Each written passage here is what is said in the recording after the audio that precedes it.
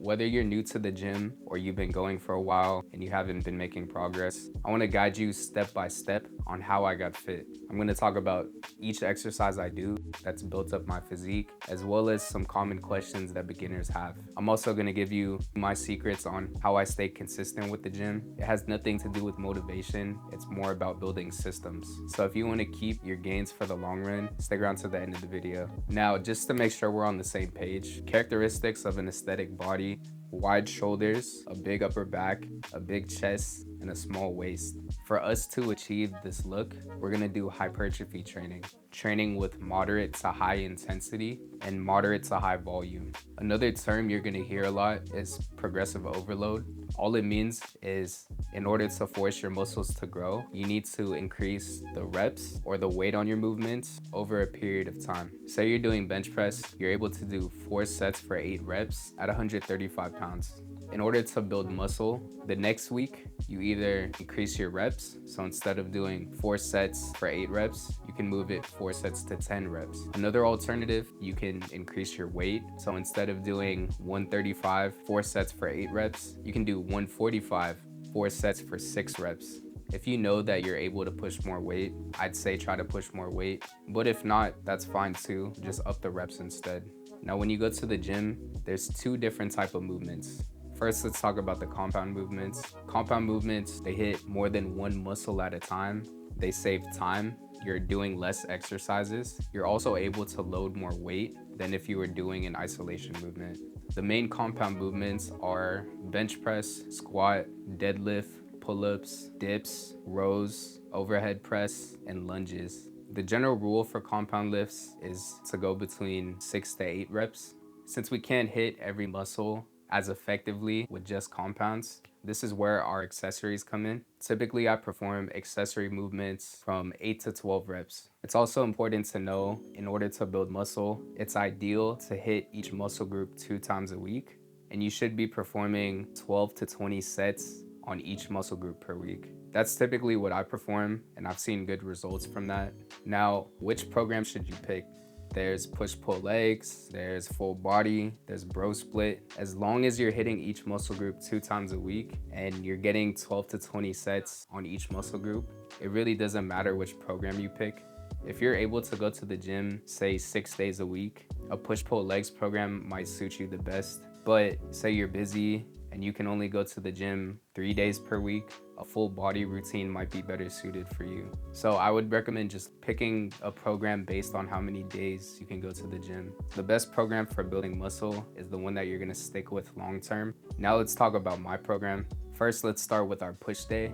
I typically perform 2 warm-up sets. The first set that I perform is 50% of my PR weight, and the second set is 75% of my PR. If I'm on a barbell, my first warm-up is gonna be with the barbell by itself, and then I'll move into my 2 warm-up sets. Again, this is just what works for me. Feel free to experiment and find what works for you. So the first exercise I do is gonna target our upper chest. This is gonna be incline bench press, 4 sets, 6 to 8 reps. I grip the bar about shoulder width apart. I push up in a straight line, and I bring the bar down to about my lower chest. A common mistake that a lot of people make is they flare their shoulders out. It leaves your shoulder blade vulnerable to injury. So to solve this, just keep your elbows tucked in, guys. The next exercise, it's really helped build up my front delts. It's overhead shoulder press, 4 sets, 6 to 8 reps. Stand about shoulder width apart. Bring the bar down to about the top of your front shoulder and push it up in a straight line. Have the bar sit right on the palm of your hand, and make sure your core is engaged when you're pushing up. Next, we're gonna hit our triceps and our chest. We're gonna do dips for 4 sets, 6 to 8 reps. Feel free as well, guys, to use the dip machine. I started with the dip machine. Once I was able to balance with my body, I moved into doing dips. Since we want our pec to have that round look, we need to target our outer pec. So we're gonna do chest flies, 4 sets, 8 to 12 reps. Make sure when you're pushing the cables out, you also hold it there for a second. Now the biggest head of your shoulder is your middle delt, and to target this, we're gonna do lateral raises, 4 sets, 8 to 12 reps. A common mistake people make is using their momentum. Keep your lower body stationary and let your shoulders do all the lifting. To target our triceps again, we're gonna do tricep pull downs, 4 sets, 8 to 12 reps on this. Also, when you reach the bottom, make sure you're splitting the cables in order to work your tricep head. The next day is gonna be our pull day. In order to get that V taper look, we have to grow our lats. The way we're gonna do that is through pull-ups, 4 sets, 6 to 8 reps.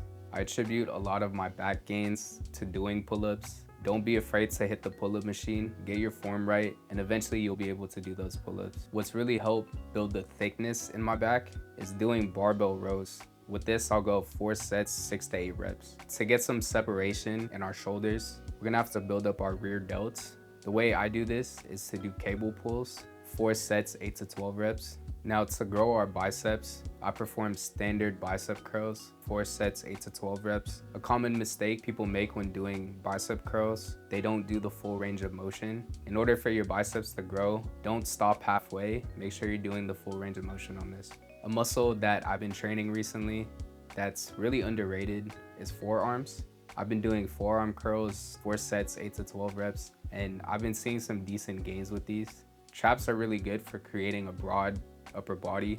The way I grew my traps is doing shoulder shrugs. I'll perform this 4 sets, 8 to 12 reps. The next day, which is low-key been becoming my favorite day, is leg day. We're gonna start off with barbell squats, 4 sets, 6 to 8 reps. Keep your chest sticked out. Don't arch your back. Have your toes flared out. Rest the bar a little bit lower than your traps. And when you go down, make sure that your knees don't overlap your toes. The next exercise I do is Romanian deadlifts. I'll do this with dumbbells. I'll go 4 sets, 6 to 8 reps. They've been really great for growing my hamstrings as well as my glutes. The next exercise is probably like the hardest exercise in this whole routine is Bulgarian split squats. I'll go 4 sets, 6 to 8 reps on this. If you're starting out, I'd recommend starting with body weight. And once you're able to balance yourself and get the form right, then you can move into doing weighted. To finish off our leg day, I usually go for calf raises. I'll go 4 sets for 20 reps. So for the last day, guys, we're gonna target our abs. A great ab builder that I do has been cable crunches. I'll go 4 sets, 8 to 10 reps. Don't involve your other muscles or use momentum. Think about using your abs to crunch down. The next exercise targets your lower abs. This is gonna be hanging leg raises. So 4 sets, 10 to 15 reps. If you can't perform this, you can do knee ups. Don't swing your body to lift your legs up. Keep all the tension on your lower abs. The third movement is for our obliques, and I perform Russian twist. I'll go 4 sets, 10 to 15 reps. The last movement is an ab roller. I'll go 4 sets, 10 to 20 reps. Make sure to stay in a straight line when you're rolling out the wheel. If you can't do full reps at first, start with half reps and work your way up to full reps. If you don't have an ab roller with you, you can just opt for planks. I recommend doing 4 sets for 30 seconds. If you can do 30 seconds, no problem. Move on to a minute. Now, most people get the training right, but the diet is the biggest hang up. There's a couple of principles that I follow.